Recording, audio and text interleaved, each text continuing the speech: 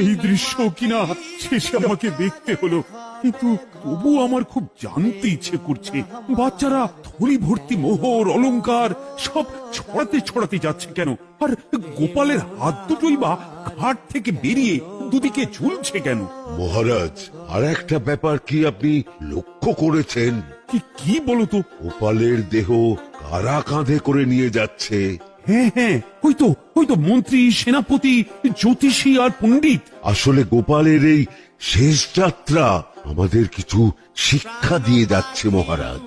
এই যে দেখুন, যারা গোপালকে সহ্য করতে পারত না, এখন এখন তাদেরই কাঁধে গোপাল যাচ্ছে। তার মানে শেষ পর্যন্ত কেউই কারোর শত্রু থাকে না, সবাই মান অভিমান ভুলে কাঁধে কাঁধ মিলিয়ে পার করে দেয়। আর ওই যে মোহর আর অলংকার